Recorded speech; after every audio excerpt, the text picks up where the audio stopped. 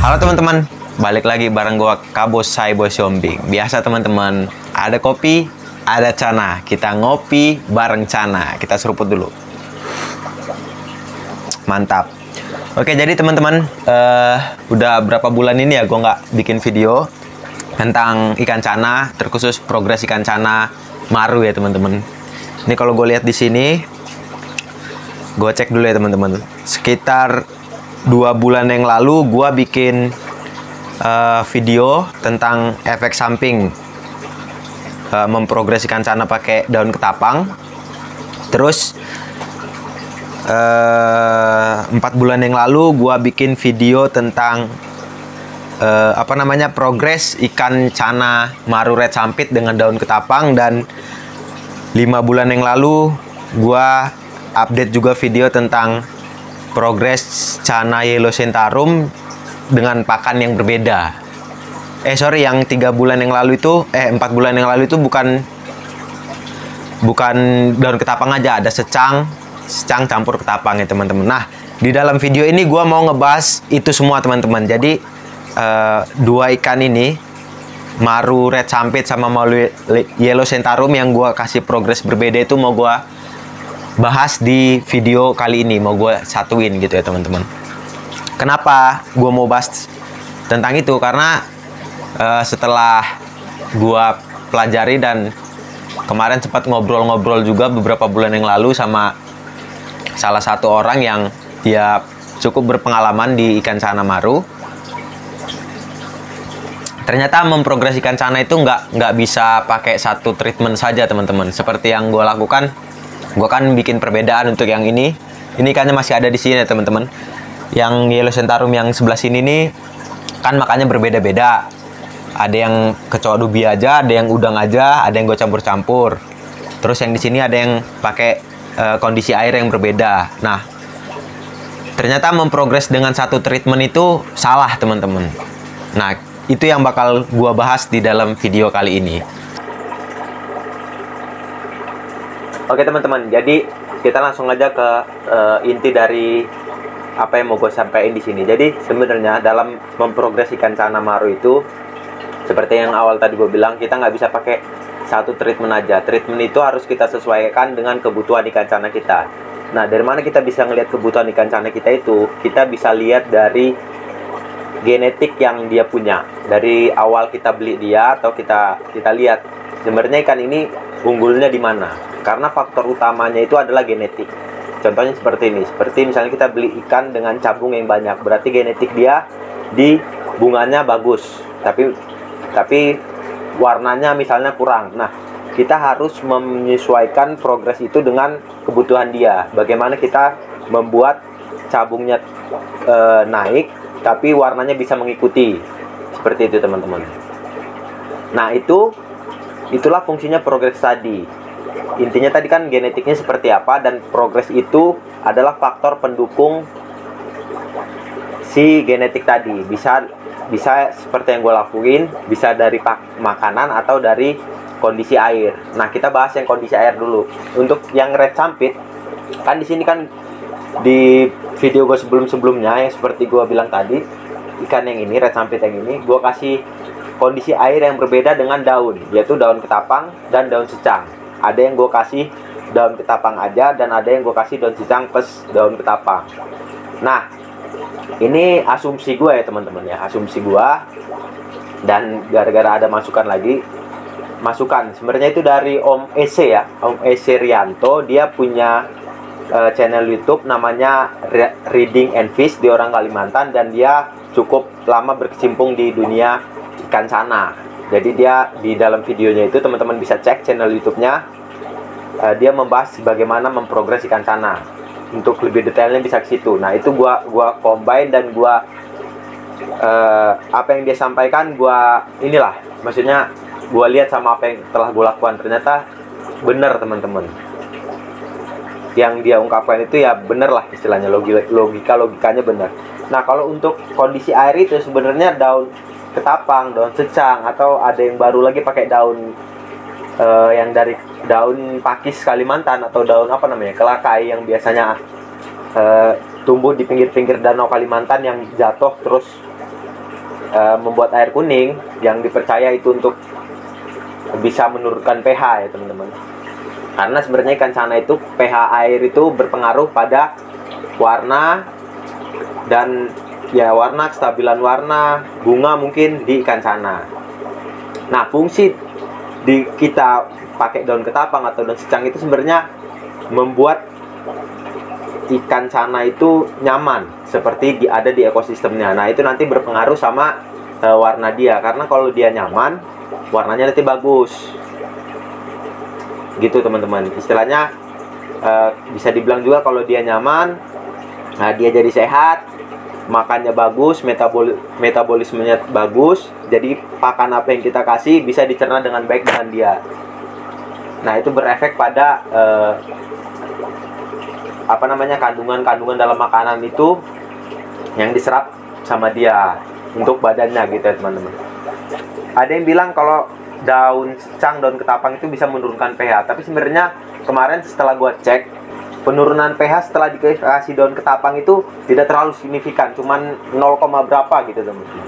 Jadi sebenarnya fungsinya daun ketapang ini untuk membuat dia nyaman aja. Selain itu ada zat-zat yang dikeluarkan oleh daun ketapang atau daun secang ini yang membuat ikan sakit itu bisa jadi sehat, seperti mungkin menyembuhkan luka apa segala macam. Tapi kalau untuk di dalam progresan itu hanya membuat dia nyaman di kondisinya, dia merasa nyaman di seperti ada di ekosistemnya, dan itu nanti berpengaruh pada kesehatan dan warna dia lah gitu teman-teman. Itu untuk kondisi air yang berbeda atau kita perlakuan air. Nah, kalau kita lihat di yang tempat gue ini, kenapa gue bisa berasumsi seperti itu? Karena dari ketiganya ini, dari awal sampai akhir, kebetulan gue kasih makan yang sama, tidak ada perubahan fisik yang signifikan. Jadi rata lah istilahnya. Terus apa ya,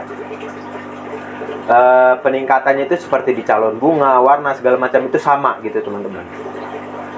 Karena mungkin makannya yang sama juga. Jadi kondisi airnya itu cuman membuat mereka senang, sehat, sehingga mereka bahagia. Mungkin seperti itu teman-teman. Nah, itu kalau untuk yang kita kasih perlakuan air. Tapi kalau untuk air itu gua lebih ke ini sih teman, kalau bisa ke pH. Semakin rendah pH, warna ikan semakin bagus. Itu untuk ikan cana yang gue tahu. Jadi mungkin teman-teman bisa pakai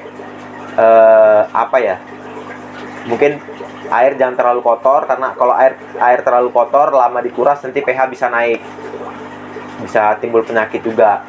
Makanya semakin rendah pH itu semakin bagus buat ikan. Untuk ikan cana itu kalau nggak salah pH yang bagus itu di bawah 7 ya, 4 sampai 6. Di pH 4 sampai 6 itu bagus untuk ikan cana, untuk kesehatan, untuk warna segala macam. Nah, itu pakai apa? Gua belum tahu jawabannya. Kalau yang kayak gue bilang tadi, daun ketapang dan secang itu hanya membuat dia lebih sehat, karena ada kandungan di daun ketapang dan secang itu yang membuat dia sehat dan dia merasa seperti ada di lingkungannya. Itu juga berpengaruh untuk warna si ikan. Nah, oke teman-teman, jadi kita bahas tentang yang progres pakan ikan cana. Jadi sebenarnya pakan ikan cana itu punya zat-zat tersendiri. Beda pakan, beda zat yang bisa mensupport ikan cana ini. Nah, kita bakal bahas yang udang, kecoa dubia, dan campur ya teman-teman. Nah, ini nanti kita buktikan pada ikan gue ini. Kan sempat beberapa bulan gue kasih makan yang berbeda dan ada perbedaan yang signifikan menurut gue. Nah, kita bahas dulu udang. Kalau udang itu dia punya zat yang lebih ke pigmen warna merah atau kuning. Nah, itu terlihat teman-teman, seperti yang ikan yang ini ya, si sila ya. Kalau teman-teman lihat video gue sebelumnya kan ini gue kasih nama sila. Ini dia punya genetik yang bagus memang dari awal. Genetik dari mulai dari mulai calon bunga dia sudah bagus. Nah, tadi kan gue bilang setiap makan itu punya efek samping tersendiri. Nah, kalau untuk udang kan pigmen warna. Nah, itu terlihat di sini dia lebih kuning daripada si le dan silut, teman-teman. Karena dia beberapa bulan kemarin itu gue kasih makan udang terus, jadi dia kelihatan warnanya lebih menonjol kuningnya. Nah, itu satu terbukti. Yang kedua, kecoa dubia. Kecoa dubia itu kan proteinnya tinggi, teman-teman. Nah, itu kalau menurut gua dia lebih sama kayak ke jangkrik ya, teman-teman. Jangkrik itu dia bagus untuk pigmen warna hitam. Sama kayak kecoa dubia yang notabene protein yang tinggi. Nah, itu terlihat di le. Dia lebih cenderung ke hitam keseluruhan warna, tapi karena memang dia tadi genetiknya kurang bagus memang si le ini, jadi barnya tidak terlalu kelihatan dan calon bunganya tidak terlalu kelihatan. Di video-video sebelumnya teman-teman bisa lihat lah. Yang lebih signifikannya dia apa? Dia lebih gondrong, teman-teman. Tadi dia lebih hitam untuk di warnanya gara-gara protein yang tinggi, yang dia lebih ke pigmen warna hitam. Dia lebih hitam, tidak ke kuning, dan dia lebih gondrong. Nah, itu dia berpengaruh di anatominya seperti itu. Dari ketiga ikan ini yang paling gondrong adalah si le. Itu karena dia kecoa dubia terus protein yang tinggi, gitu ya, teman-teman. Nah, yang campur-campur ini kalau teman-teman lihat di sebelum-sebelumnya, dia lebih, gue bilang apa ya kemarin, lebih kuning dan punya, jadi rata gitu, teman-teman. Rata, jadi pertumbuhan warna dan bunganya itu rata. Jadi bukan rata ya, maksudnya beriring sejalan gitu, teman-teman. Karena dia makannya campur-campur. Jadi dia punya dapat zat warna yang bagus, dapat zat untuk mengembangkan bunganya yang bagus gitu, teman. Jadi setiap makanan itu punya efeknya tersendiri di ikan ini. Jadi setelah 2 bulan ini, karena gua sudah lihat, gua akan mulai campur makanannya. Jadi ketiga ini udah nggak gua kasih makanan yang monoton, gua kasih lebih banyak, gua kasih ke ulat Hongkong ya, teman-teman. Lebih banyak gua kasih makan dia ulat Hongkong. Nah, itu terbukti si le dan silut. Kalau teman-teman lihat lagi 3 video sebelumnya atau 4 video sebelumnya, gue lupa, mereka belum punya calon bunga yang bagus. Tapi setelah 2 bulan ini calon bunganya itu bagus sampai ke atas ini. Kalau kita lihat sampai atas itu dia punya list bunga yang putih itu ya, teman-teman. Karena apa? Karena memang ulat Hongkong ini punya kandungan zat yang bisa mendukung pigmen warna putih pada ikan. Nah, jadi teman-teman, dari pembahasan gue yang cukup panjang, sebenarnya dalam memprogresikan sana itu apa sih hal yang harus kita perhatikan, yang utama itu apa? Nah, kita mau jawab di sini, teman-teman. Jadi teman-teman itu harus lihat genetik ikan itu dulu dari awal itu bagaimana, teman-teman. Nah, ini kenapa? Ini menjawab pertanyaan kenapa ada ikan yang harganya sampai jutaan, bahkan puluhan juta. Jadi yang utama adalah genetik ikan itu. Ini menjawab pertanyaan besar gue sih, teman-teman. Karena kalau memang kunci dari ikan cana yang bagus itu progresnya, itu nggak mungkin ada beberapa ikan yang harganya luar biasa